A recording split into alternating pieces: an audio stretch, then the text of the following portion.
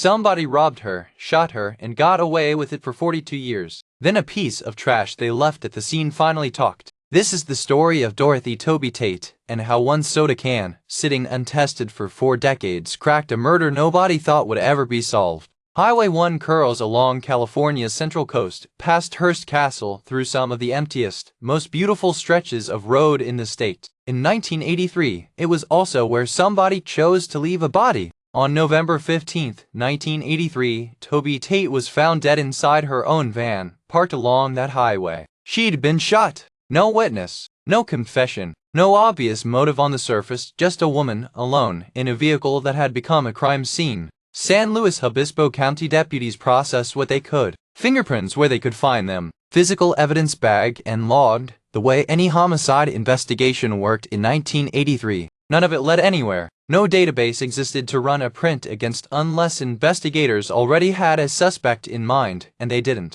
Toby's van had been picked through. Personal items were missing. That detail, a robbery on top of a murder, became the working theory. It didn't produce a name. The case went the way most 1983 homicides without an obvious suspect went. Tate, not closed, not forgotten by the people who knew her, just unsolved. Years became decades. Fingerprint technology changed completely. DNA analysis didn't even exist yet in any usable form when Toby died.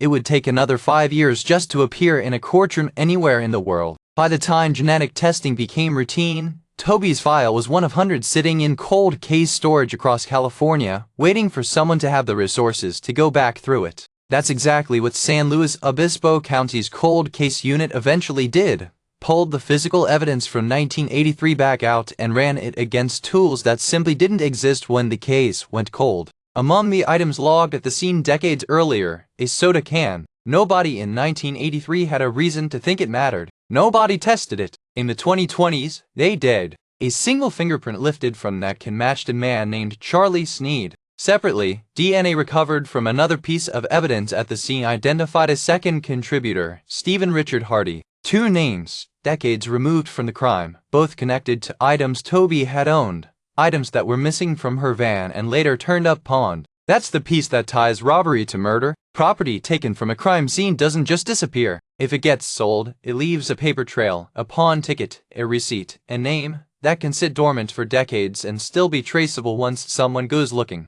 Investigators believe the motive was exactly what it looked like on day 1, a robbery that escalated into a killing. But here's where this case takes its final turn. Both Charly Sneed and Stephen Richard Hardy are dead. Neither will ever stand trial. Neither will ever explain, in his own words, what happened inside that van. In January 2026, San Luis Obispo County's Sheriff's Office made it official. The case is exceptionally cleared.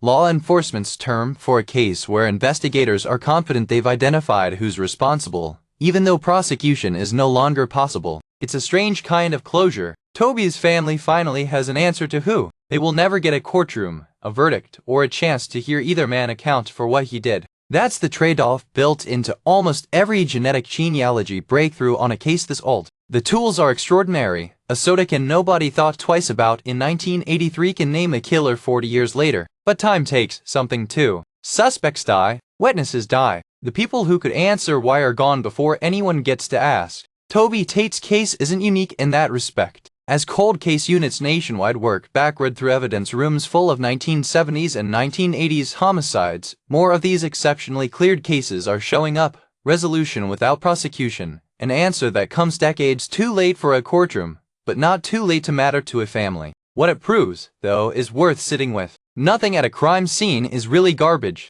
Not in 1983, and not now. Something as ordinary as a soda can, sitting in an evidence box for 40 years, can still end up being the one piece of the story that finally talks. Dorothy Toby Tate was killed on Highway 1 in 1983. It took 42 years and evidence nobody thought to test to finally answer who did it.